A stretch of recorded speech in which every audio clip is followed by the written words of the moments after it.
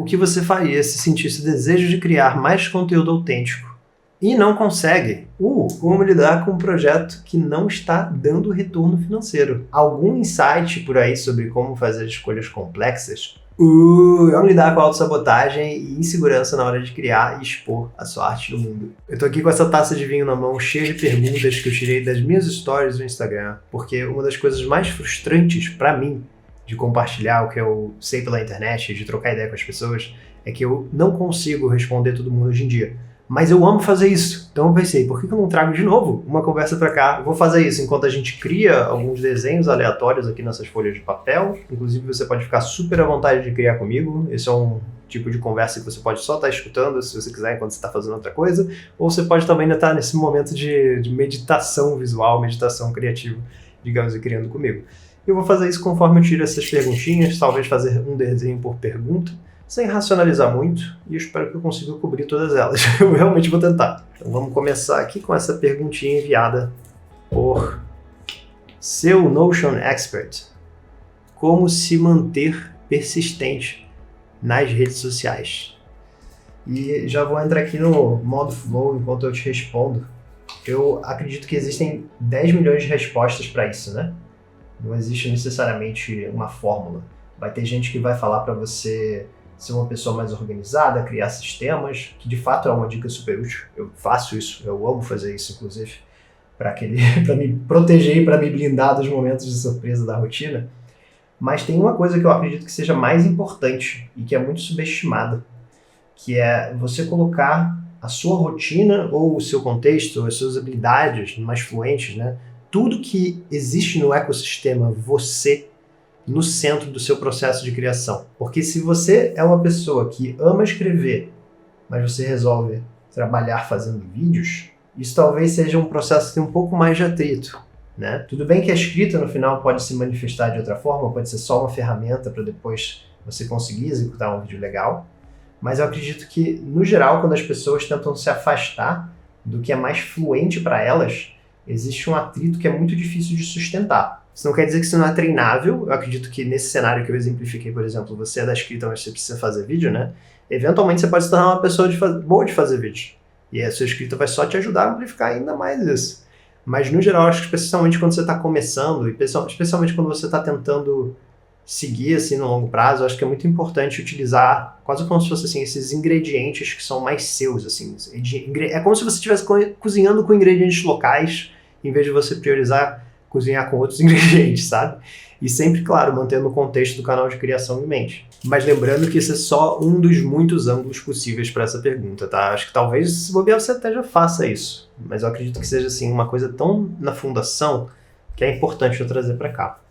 A próxima pergunta é: algum insight por aí sobre como fazer escolhas complexas? Eu acabei de escrever uma newsletter sobre isso, então o timing é perfeito, tá? É a pergunta da Fê. Eu vou fazer o seguinte, eu vou, em vez de fazer um desenho, talvez ilustre aqui, tá? O que eu gosto de fazer. Na verdade, são meio que duas ferramentas visuais, entre aspas, que eu gosto, né? A primeira é meio batida, meio clichê, mas eu vou dar um temperinho nela. E a segunda é uma que eu não conheço muita gente que faz, não. Embora algumas pessoas conheçam essa ferramenta também. Tá? A primeira seria você fazer aquela clássica lista de prós e contras. Porém, não é só uma lista de prós e contras, né? Não vai ser só uma lista onde você vai pensar, pô, aqui tem 5 coisas a favor e 2 coisas contra. Logo, eu preciso decidir a favor. Eu acho que é importante, depois de você listar, você atribuir uma espécie de peso para essas coisas. Quais são as coisas que de fato vão ter um impacto muito grande? E aí você conseguir avaliar melhor, não só a quantidade de prós e contras, mas também o quanto que elas se alinham com os seus objetivos. E a segunda coisa que eu gosto de fazer é você parar para pensar na linha do tempo da sua escolha, tá? Então, se você está aqui, você é essa pessoinha no centro, eu gosto muito de pensar que você pode meio que se dividir em, sei lá, 5 realidades paralelas diferentes, tá? E aí você pode estabelecer aqui que isso aqui vai ser 3 meses, por exemplo. Isso aqui vai ser 6 meses. Isso aqui vai ser 1 ano. E aí você preenche conforme fizer sentido, né? Vai ter coisas que vai fazer sentido você olhar 5 anos, 10 anos, vai ter coisas que não faz tanto sentido, vai ter coisas que você vai preferir colocar 1 mês, 1 semana. Então depende muito da escolha que você quer fazer, da escolha complexa. Então o que eu gosto é fazer isso em todas essas linhas de tempo, assim, e experimentar, assim, viver esses Tiagos diferentes o máximo possível. O que eu sentiria? Quais seriam as emoções envolvidas? Quais são as coisas práticas também envolvidas? Será que eu dormiria menos se eu fizesse essa escolha? Será que eu brigaria mais com outras pessoas? Será que eu ficaria mais feliz? Será que eu ficaria mais relaxado? E em vez de só comparar elas, eu gosto assim de realmente passar assim uns minutos em cada uma delas, assim, imaginar o Thiago vivendo aquilo, como é que seria a rotina? Porque aí isso pode me ajudar a prever certas coisas que talvez a lista de prós e contras não consiga me ajudar a prever. E é claro que sempre vai existir coisas que você não pode controlar, é impossível a gente entender 100% do que vai rolar no futuro, mas pelo menos isso aqui faz uma espécie de rascunho pra gente conseguir visualizar, sabe, essas realidades. Porque muitas vezes quando eu quero fazer uma escolha complexa, o que rola é isso aqui, ó. Vamos supor que eu saiba que tem 3 cenários, tá? E aí eu não tenho uma vertente tempo, sabe? Eu só meio que assim, fico vagando assim, e se número 1? E se número 2? E se número 3? E aí eu fico meio que, sabe, sem especificidade, sem tangibilidade em nenhum deles. Então por isso que eu gosto muito dessa ferramenta. Que aí ela me ajuda a visualizar 5 Thiagos do futuro diferentes e fazer escolhas que eu acredito que estejam mais alinhadas com os meus objetivos. É uma coisa que eu sempre tento manter em mente aqui também. Vou pegar aqui a próxima pergunta na nossa taça, que vai ser a pergunta de quem? A pergunta da Milene, que é como definir o seu posicionamento? Alguma dica para quem tem dificuldade com posicionamento? Olha, essa é uma excelente pergunta, porque eu nunca parei um dia, abri um documento ou uma folha de um caderno e pensei qual é o meu posicionamento. Eu nunca fiz isso na minha vida. Eu acredito que isso tenha sido uma coisa muito natural, quase um reflexo do fato de eu tentar criar de uma forma muito eu, desde o início, assim. Eu realmente penso como é que eu escreveria tal coisa, como é que eu não escreveria tal coisa, sabe? Como é que no que eu acredito, no que eu não acredito. Faz sentido eu fazer isso aqui ou isso está desalinhado com a minha marca? Então isso é uma coisa que eu acho que eu nunca parei para preparar um documento, mas que se eu tivesse que preparar, eu talvez começasse pelas coisas que eu não acredito e as coisas que eu não sou. Eu acho que muitas vezes a gente trava um pouco, né, quando a gente pensa no que a gente é, no que a gente faz, no que a gente acredita. E talvez seja mais fácil a gente se guiar por esse, entre aspas, incômodo. Acho que eu começaria por aí, mas com certeza tem, tem mais passos. Inclusive esqueci de ficar desenhando enquanto eu criava, mas tá tudo bem. Vamos pegar a próxima pergunta e a gente segue aqui no desenho. Próxima pergunta do Arte Cria. Como criar coragem e começar? Fico pensando se isso é pra mim mesmo. Eu gostei dessa pergunta, hein? Principalmente esse final dela, eu achei bem reflexivo, assim, ficar pensando se é pra pessoa. Eu tenho uma opinião meio polêmica sobre isso, eu acho, mas eu acho que é importante falar. Eu acredito que praticar a criatividade e você criar arte, por exemplo, ou criar pela internet, é uma coisa que é praticável, tá? Eu acredito que realmente é desenvolvível e que é pra todo mundo. Não é um talento natural, não é um dom, etc. Porém, viver de arte ou viver de criação pela internet é uma outra história. Eu acredito que viver de arte ou viver de criação pela internet exige um preparo muito holístico em relação a muita coisa, assim, desde a sua habilidade de comunicação até a sua habilidade de receber críticas e falhar repetidamente, errar repetidamente e ter essa postura de aprender com o erro ou aprender com a vergonha e entender como é que você segue em frente, sabe? Eu vi uma analogia sobre isso, que é meio que uma mentalidade quase como se você estivesse jogando videogame, sabe? Onde se você cometer um erro, não quer dizer que você tem que parar de fazer. Você volta e você joga aquela fase de novo, sabendo que tem aquele obstáculo ali, sabe? Você tenta novamente. Eu acredito que existe sim muita gente que tem o potencial de viver criando pela internet ou viver criando arte, mas esse não é um caminho fácil porque não envolve só o seu desenvolvimento técnico, envolve também a parte de inteligência emocional. Existe, sabe, muita pressão que quem trabalha no mundo corporativo ou quem faz outros tipos de trabalho não tem que vivenciar, por exemplo. Então, assim, por também não ter uma carreira muito definida, um trajeto que você simplesmente segue, sabe, de júnior para pleno, para sênior, sabe, não é uma coisa assim. Então, é uma coisa que é muito desafiante. Então, por mais que racionalmente eu possa dizer que é para todo mundo, eu acho que de um ponto de vista mais pragmático e implementativo, eu diria que existe um grande filtro que rola, porque é um mercado difícil de fato. Mas eu tenho receio dessa resposta ficar muito pessimista, por quê? Porque eu acredito que nunca foi tão fácil, eu não quero usar essa palavra, tá? Mas a gente talvez esteja vivendo na era em que é menos difícil viver de criação, viver de arte, por causa das redes sociais terem descentralizado, digamos, o sistema. Então, se você queria atuar, você precisava fazer teste para malhação. Se você quisesse fazer música, você precisaria de uma gravadora. Então, quem conhece não sei quem, consegue o contatinho, aí entra e faz, sabe? Consegue aparecer para mais gente. Hoje em dia, as redes sociais descentralizaram isso, e eu acho que nunca foi... Novamente, eu não quero usar a palavra tão fácil, mas eu acho que você entendeu o que eu quis dizer, né? Então, eu não queria que isso fosse uma resposta tão pessimista assim, porque eu acho que a gente está numa fase em que isso está melhorando, digamos. Agora a próxima pergunta da Isa, que é: o que você faria se sentisse desejo de criar mais conteúdo autêntico e não consegue? Essa é uma pergunta boa. Eu acredito que a minha resposta para isso seria, em vez de pensar como é que eu posso criar uma coisa melhor enquanto eu estou criando, tipo, como é que isso aqui pode ficar melhor? Como é que isso aqui pode, sabe? É normalmente um questionamento que eu acho que é saudável de ter, inclusive. Eu não necessariamente substituiria essa pergunta, né? Mas eu adicionaria uma pergunta a mais. Eu vou até eu vou riscar isso aqui, só para criar um efeito dramático, tá? Vamos falar que eu substituiria o melhor por mais eu. Então, se eu estou com dificuldade de criar conteúdo autêntico, entre aspas, eu pensaria, como é que eu posso tornar isso aqui mais eu? Isso pode acontecer no início do processo, no meio, no final. Então, você talvez tenha escrito um texto, você talvez tenha tirado uma foto, sabe? Depois que você já fez algo, você tem alguma coisa tangível na sua frente, mesmo que ela não tenha sido publicada ou compartilhada, como é que você pode olhar para isso e pensar que essa coisa pode ter mais a sua cara?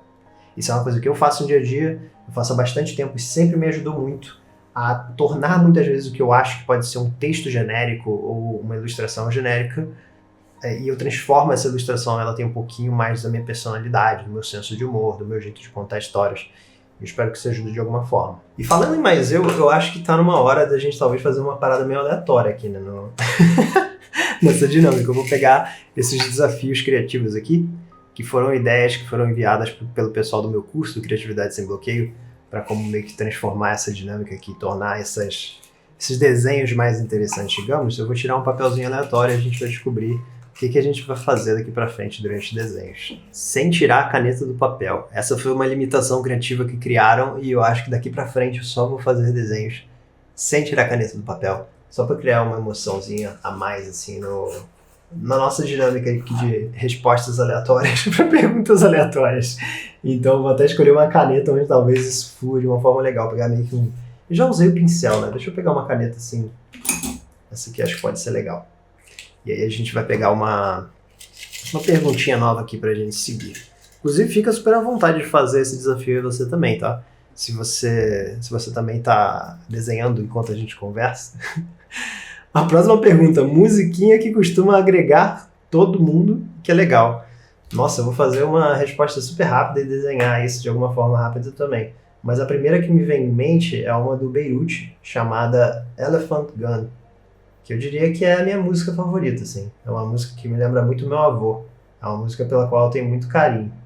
É do Beirute. Vou deixar aqui em algum lugar da tela. Vou pedir pro Zé que me ajuda com essas edições a colocar a faixa aqui pra você quiser, caso você queira escutar depois. E ficou legal, né, esse desenho do elefante. Tá meio surrealista, assim, mas eu gostei, assim. Eu esqueci só de fazer um rabinho, né? Vou roubar aqui e colocar o rabinho.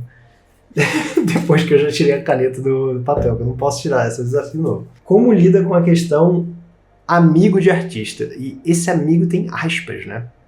E essa pergunta foi muito boa. Eu vou interpretar essa pergunta como, sabe aquela pessoa que assim não motiva quem diz que quer viver de arte, ou quem quer criar em paralelo ao seu trabalho, ou que tem intenção de algum dia migrar de carreira e viver de arte e tal.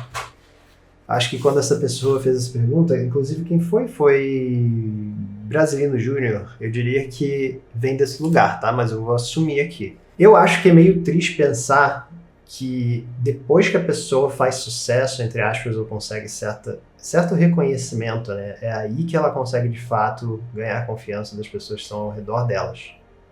Eu acho isso bem triste, né? Porque essa jornada pode ser bastante solitária. Então, assim, eu vou responder isso com duas perspectivas, assim. A primeira perspectiva é, primeiro, entender que muitas vezes esses comentários, né, meio te protegendo mesmo, sabe? Não é uma intenção de te sabotar, é uma intenção muitas vezes de se proteger. Acho que principalmente quando vem de pai, mãe. sabe? Eu acho que vem muito desse lugar. Quando os meus pais, por exemplo, vieram me perguntar se fazia sentido eu sair do meu emprego para começar a trabalhar eu mesmo e tal, veio com esse tom de preocupação. Então eu acho que eu até dei sorte, porque eu acho que muitos contextos vêm com um tom que não é esse, né? Vem com um tom meio que de crítica e tal. Então eu acredito que seja importante a gente lembrar que no final do dia você vai estar vivendo com as suas escolhas, né? Se as pessoas que estão ao seu redor estão trazendo dados para você e que não faz sentido, na sua opinião, porque você conhece o contexto do mercado, etc., eu acredito que nessas horas, para mim, pelo menos, o que é mais útil é tentar me cercar de mais pessoas daquele mercado, tentar me informar com outras pessoas que já fazem isso há muito tempo, como elas conseguiram construir um negócio sustentável. E sempre com aquela mentalidade de pensar de forma ponderada, sabe? Eu não gosto muito daquela coisa meio se jogar também. Tipo, sai do seu emprego, se joga sem planejamento e blá, só vai. Eu também não sou essa pessoa. Eu acredito que todo mundo, para conseguir tomar decisões mais claras e conseguir, sabe, pensar enquanto você faz, você desenvolve, cria um plano de longo prazo, acho que é importante ter um fluxo financeiro que te garante as coisas, que permite que você explore sua arte com calma, ou seja lá o que você cria com calma. Então, resumindo muito, é uma pena que de fato algumas pessoas não vão entender o que a gente está tentando fazer. Eu acredito que seja saudável a gente se cercar sim por pessoas que entendem e que nos motivam, e não levar a mal algumas das pessoas que, no caso, podem estar, entre aspas, nos criticando, tá? E por que eu tô falando isso? Porque algumas críticas podem ser construtivas, de fato. Podem ser críticas que vão te ajudar a eventualmente chegar lá. O que eu não acho legal são aquelas críticas meio que zoando a pessoa, sabe? Nisso aí eu acho que vai depender do tipo de relacionamento que você tem com ela. É uma pessoa que você acha que vale a pena você manter o relacionamento, vale a pena você comunicar, tipo, pô, eu fiquei triste quando você falou isso aqui. Sabe, eu não gostei. Isso aqui me deixou bem desmotivado com o que eu estava fazendo, sabe? Então, eu acredito que dependendo da relação, é o tipo de coisa que vale a pena conversar e alinhar expectativas. E tem umas outras que, se bobear, é só seguir em frente, né? Mas, assim, vida adulta, hashtag vida adulta, né? No final do dia. Isso que eu acabei de escrever. Não só para quem quer, eventualmente, lidar com amigos, entre aspas, né? Como foi feita a pergunta, de gente que faz arte. E eu fiz meio que um desenho de um vinil aqui, né? Com esse negócio de não tirar a caneta do papel. Acho que é porque eu penso muito na carreira musical. Uma coisa que me veio em mente, assim, conforme eu li essa pergunta. Não sei porquê. Intuitivamente, eu não racionalizei muito. Porque eu imagino que a carreira de música deve ser muito difícil nesse sentido, né? Porque no início você deve fazer umas coisas que não são tão boas. E aí é natural que as pessoas fiquem meio assim, sabe? Isso faz parte, para você virar uma pessoa que é boa numa coisa, você vai fazer coisas não tão boas antes. Então, acho que a minha cabeça foi naturalmente pra música, não sei porquê. Essa próxima pergunta vai ser de quem? Vai ser da Mariana, seu segundo emoji preferido. Eu amei que você fez essa pergunta do segundo emoji, porque eu acho que não sei se você acompanha a newsletter, né? Só hoje não acompanha, mas eu acho que é tão legal perguntar essa coisa do segundo, sabe? Qual é a segunda música que você mais gosta? Qual é o segundo filme que você mais gosta? Porque isso te obriga a pensar no que você mais gosta primeiro, né?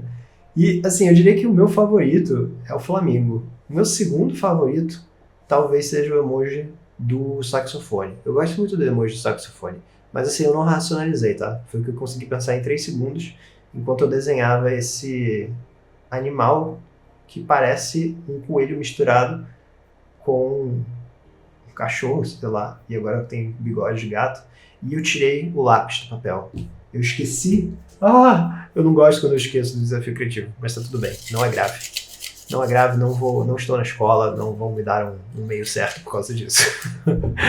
Próxima pergunta é da Natália. Amo os conteúdos mais próximos. Tu é uma inspiração. Obrigado, Natália. Tava na caixinha de pergunta, mas não era uma pergunta. Obrigado, Natália. De verdade. Muito obrigado. Inclusive, esse ano uma das coisas que eu estou mais orgulhoso é que eu estou melhorando em receber elogios. Eu estou, de fato, agradecendo para as pessoas, em vez de falar, não, que é isso? Na verdade, é só... Eu não sei se você faz isso também, mas meu instinto era receber um elogio e justificar o porquê que aquilo não era tão legal assim, ou porque, sabe? Agora eu tô tentando ser uma pessoa que recebe o elogio, internaliza e fala, muito obrigado, sabe? Em vez de eu criar toda essa narrativa falsa na minha cabeça, de que, essa pessoa deve ter falado isso só pra me agradar, sabe? Nem é verdade e tal. Tô tentando melhorar nisso. Então, muito obrigado, Nath. Próxima pergunta é da Tereza, que gostaria de saber se o livro tem versão digital. Adorava comprar. Tereza, só pra você saber, pela forma que está escrito, eu acredito que a Teresa mora em Portugal. Mas o meu livro, Erra Uma Vez, que inclusive está aqui atrás, eu vou pegar aqui rapidamente, é um livro que só está disponível em formato físico, em formato impresso. Porque a forma com que ele foi escrito, né, a forma da escrita ilustrada, não faria sentido no livro digital. Eu conversei com a editora, a gente chegou a essa conclusão. Então, no final, ele realmente só existe com cópia física. Inclusive, se você quiser conhecer o livro, eu sempre deixo ele na descrição aqui embaixo, tá? Eu sempre coloco todos os links do Tira do Papel que podem ser úteis para quem quiser conhecer. E vamos ver a próxima pergunta. Eu peguei duas sem querer. Então, vamos lá, para elas não brigarem, né? Vamos escolher uma. Como lidar com um projeto que não está dando retorno financeiro? Olha, eu acredito que quando você vai começar a criar pela internet, ou quando você vai começar um projeto paralelo, tá? Eu vou supor que essa é a situação, porque eu não tenho como entender a sua situação específica sem mais contexto. É muito importante para que a gente consiga experimentar criativamente com mais segurança, que a gente consiga ter já na nossa rotina algum tipo de fluxo financeiro, que serve como uma espécie de financiador do nosso projeto. Essa é a minha forma de pensar sobre isso, tá?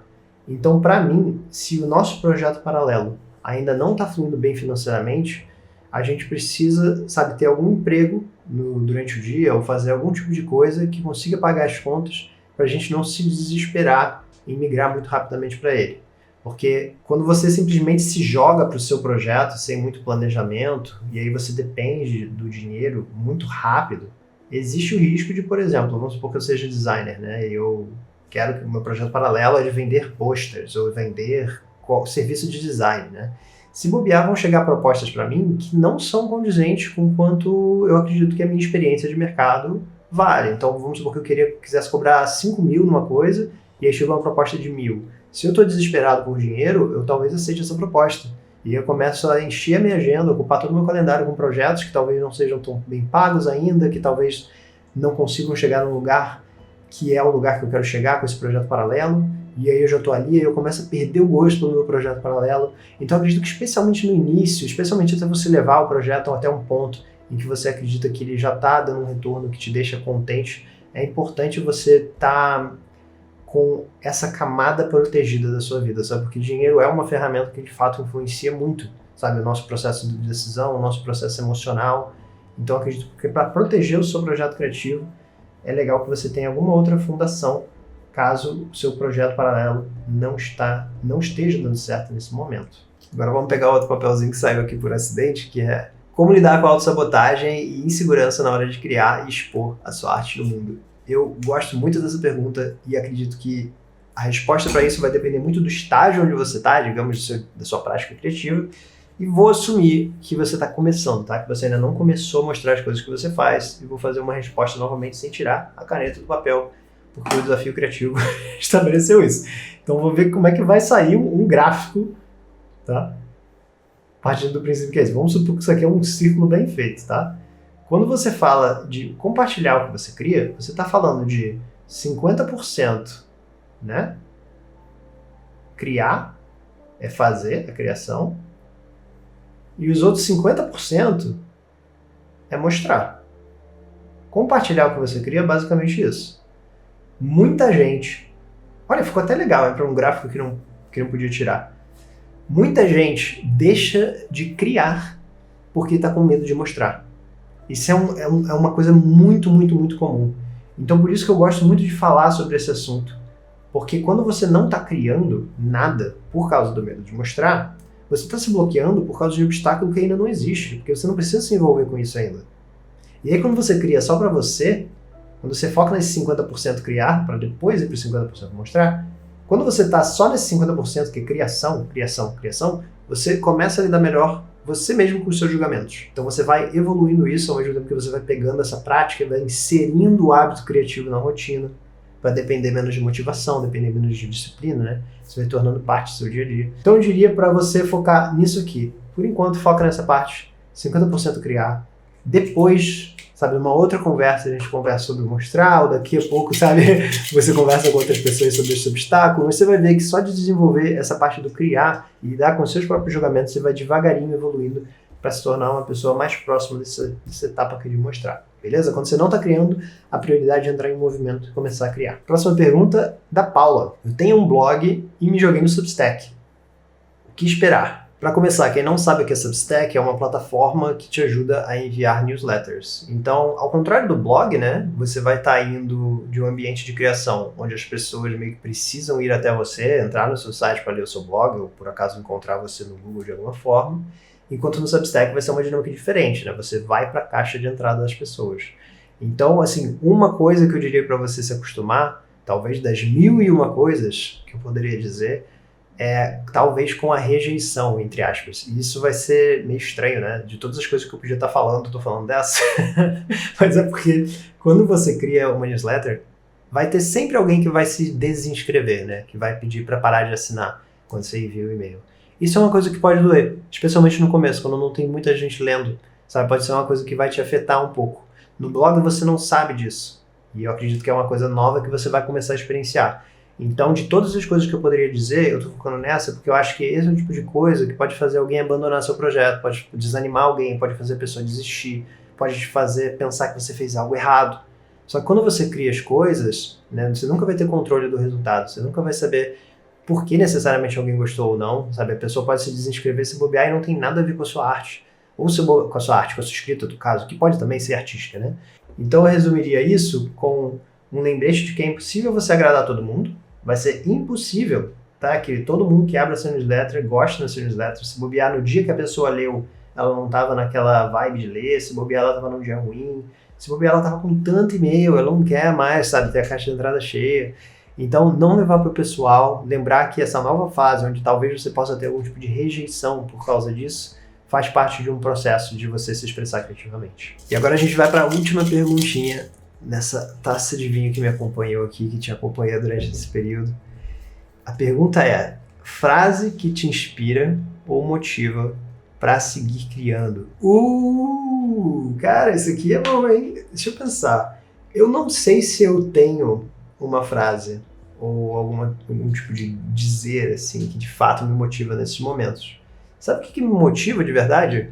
O que me motiva é ler as coisas que as pessoas escrevem para mim, nos comentários, ou feedback do Criatividade Sem Bloqueio, ou porque participou de algum evento que eu tava e gostou, que eu ajudei ela de alguma forma. Eu acredito que eu sou muito mais movido por esse feedback das pessoas mesmo, bem tangíveis. Tanto que eu tenho uma pasta com todas as capturas de tela, todas não, né, mas muitas capturas de tela específicas para cada coisa. Assim, feedbacks legais que já me deram sobre o YouTube, feedbacks legais que já me deram sobre a newsletter, sobre o meu curso. Então é uma coisa que eu tenho o hábito de fazer, porque eu sei que eu vou ter dias ruins no meu dia a dia, e se eu puder de alguma forma ter uma espécie de proteção, sabe, de um lugarzinho que eu sei que se eu for, eu vou ter aquela motivaçãozinha extra, sabe, de coisas que as pessoas já me disseram sobre o meu trabalho, sobre o que ele fez. Porque vai ter dia bom, vai ter dia ruim, vai ter dia que eu não tô acreditando em mim mesmo, né? Acho que isso acontece com todo mundo em escalas diferentes, síndrome de impostor, etc. Tipo, eu vou enfrentar essas coisas, eu sei que eu vou enfrentar elas no futuro. Então, por causa disso, eu tento me blindar, entre aspas. Não me blindar, né? Mas ter uma ferramenta, uma espécie de boia que pode me ajudar quando a correnteza estiver muito forte. Aí tem uma boia com uma cordinha que me puxa de volta, assim, que analogia, nada a ver. Mas foi a primeira que me veio em mente. Então eu diria que não é uma frase específica, mas é definitivamente o que as pessoas me contam. E a gente fez uns desenhos bem aleatórios hoje, não só desenhos aleatórios, né, mas uns infográficos também. Fiz aqui o gráfico das linhas do tempo, fiz aqui o 50% criar, 50% mostrar. Eu gosto dessa liberdade que a gente tem por aqui. Inclusive gostei muito desse exercício de não tirar a caneta do papel. Eu acredito que quando a gente cria limitações criativas, principalmente essas bem aleatórias, né, que limitam bastante o que a gente pode fazer, a gente acaba chegando em lugares que a gente normalmente não chegaria, né, se a gente tivesse toda a liberdade do mundo. E caso você queira destravar a sua criatividade e conhecer as minhas técnicas favoritas para fazer isso, desde para pessoas assim que estão começando até pessoas que estão mais avançadas, considera conhecer o Criatividade Sem Bloqueio. Ele é o meu curso de processos criativos, eu tenho muito carinho por ele, por todos os materiais de consulta, todas as coisas, e a gente também tem os nossos encontros mensais. Então, se você sentiu uma vontade de fazer uma pergunta para mim, seja para tirar uma dúvida sobre o seu projeto, ou sobre o próprio curso, claro, também, compartilhar conquistas, compartilhar desafios atuais, é um espaço bastante seguro e bastante legal, onde eu troco ideia com as pessoas que estão ali, pessoas da comunidade do curso. e que acontece mensalmente. É um lugar que eu, assim, eu sinto muito carinho e eu sinto muito orgulho também de dizer que eu consegui atrair tantas pessoas legais, assim, para esse tipo de troca, sabe? É uma coisa que sempre me motiva. Então considere conhecer o Criatividade Sem Bloqueio, vou deixar o link aqui embaixo, no comentário e também na descrição do vídeo. Até a próxima segunda, 8 e 8 da manhã. A gente se vê.